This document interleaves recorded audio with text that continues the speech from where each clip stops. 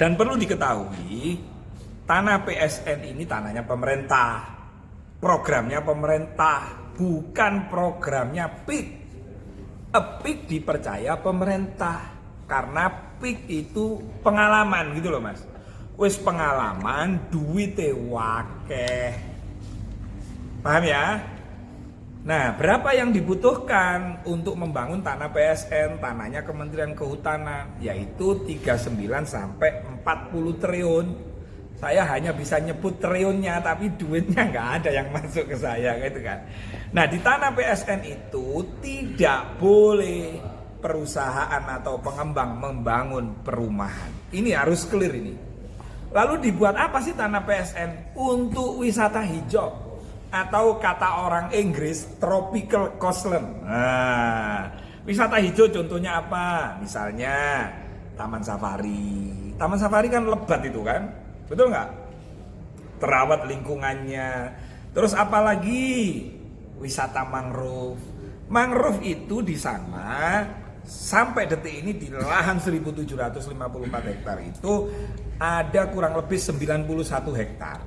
Itu berarti negara tidak berhasil mengelola mangrove dengan baik.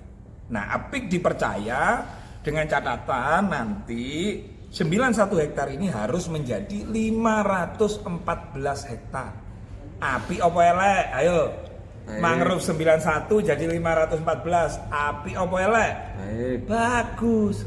Nah, kalau ini nanti jadi tertata rapi, tentu di situ akan banyak manusia. Ya, manusianya untuk apa? Untuk menciptakan lapangan kerja, membangun perekonomian, dan tempatnya menjadi indah dan bagus. An-nadofatu minal iman. Jadi PIK maupun Pak Aguan betul-betul menerapkan ajaran di agama kami, khairun nas anfa'uhum linnas. Apa itu? Sebaik-baik manusia adalah yang memberikan kebaikan atau manfaat untuk orang lain. Nah, PIK 1, PIK 2 itu sampai detik ini berdasarkan laporan dari manajemen PIK sudah 165.000 tenaga kerja.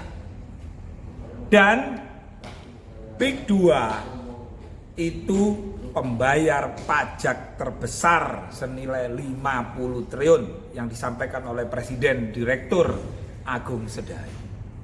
50 triliun mas untuk negara. Jadi kalau ada orang ngomong PIK 1, PIK 2 negara dalam negara, ini patut dipertanyakan ini. Bayar pajaknya ke negara, kok negara dalam negara gimana sih? Ngurus surat-suratnya ya ke pemerintah Tangerang. Kalau berkaitan dengan polisi, ya dengan kepolisian Indonesia. Jadi isu-isu sesat semacam ini saya berharap teman-teman media untuk hadir mengedukasi.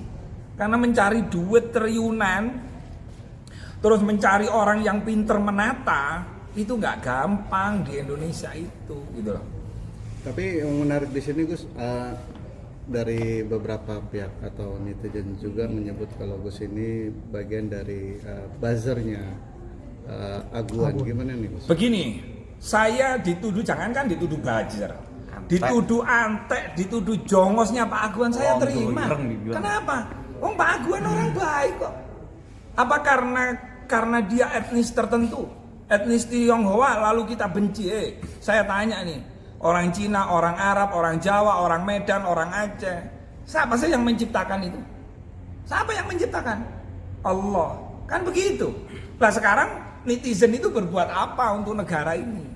Kalau Pak Aguan kan jelas Pak, bangunannya jelas, bayar pajaknya jelas, menciptakan lapangan kerja juga jelas gitu loh. Saya seneng kalau dituduh membela Pak Aguan misalnya, tapi saya tidak membela membabi buta gitu loh mas. Termasuk diisukan merampas tanah rakyat, menggusur tanah warga, menggusur puluhan masjid, ratusan masjid. Ketika ditanya mana datanya orang yang dirampas tanahnya, mana datanya masjid yang dirobohkan, mana, nggak ada, hanya fitnah-fitnah aja gitu loh. Gus, saat ini kan kayu-kayu sudah di bambu ya, bambu sendiri kan sudah diangkat ya. Gimana Gus menanggapi terkait ini? Gini ya, kalau urusan pagar laut itu kan urusannya Kementerian KKP. Menteri juga menyampaikan orang yang memasang pagar bambu kena denda. Berapa dendanya? 18 juta. Nah, itu per kilometer. Nah, itu wewenangnya KKP, Mas. Karena sampean tanya saya, siapa Gus yang masang? Siapa Gus yang ngasih duit? Siapa Gus yang membiayai? Loh, saya bukan orang KKP kok. Ya silakan KKP untuk mengumumkan, semakin cepat semakin baik biar tidak menimbulkan fitnah dan gaduh gitu loh. Satu, sekarang masalah HGB. Sertifikat di laut atau laut di sertifikat, ini narasi sesat. Itu awalnya ada tanah warga yang mengalami abrasi. Tadi saya juga datang ke Kohot, terus masuk kemana? Karangserang, orang yang punya tanah 92 hektar. Itu menunjukkan dulu di situ tanahnya, ada saksi warga juga.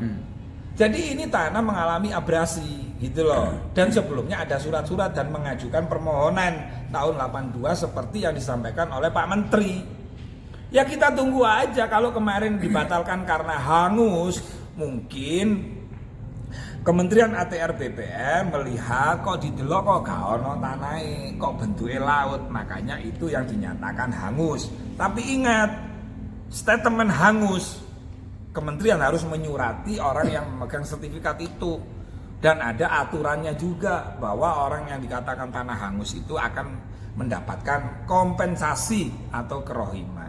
Kasihan loh Mas, kalau pagar laut kan sudah diringkes nih. Laut yang nelayan yang asalnya muter sekarang sudah bisa lurus-lurus, sudah enak. Berarti PR berikutnya adalah negara harus hadir. Kalau kita sama-sama berjuang membela rakyat, maka kita harus membela rakyat juga.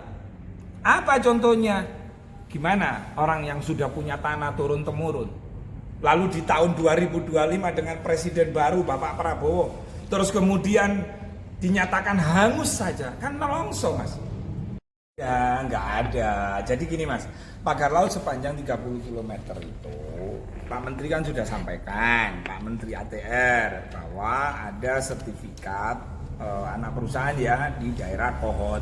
Sedangkan pagar laut itu meliputi 6 desa. Intinya beginilah Mas, saya nggak mau ilmu kiro-kiro, biarlah saya serahkan KKP, tugasnya menjaga pesisir laut. Kalau berkaitan pagar laut, kalau melanggar ya silakan diumumkan siapa orangnya, siapa yang membiayai, terus kalau ada denda ya silakan didenda. Kalau berkaitan tanah, HGB atau apa urusannya BPR ATN. Saya percaya kok sama Pak Menteri, Pak Wakil Menteri ATR BPN akan bekerja sungguh-sungguh untuk menyampaikan kepada publik. Ya kita beri kesempatan gitu loh Mas. Ini sudah bagus kok di pemerintahan Pak Prabowo. Cuman kan kadang-kadang namanya netizen itu ingin cepat-cepat, ingin sesegera. Padahal itu kan jangan sampai cepet tapi salah. Lebih baik lambat tapi benar, atau lebih baik cepet tapi benar. Sudah serahkan kepada yang ahlinya, serahkan kepada yang memang diberi tugas oleh negara untuk menjalankan fungsinya masing-masing. Ya gitu ya.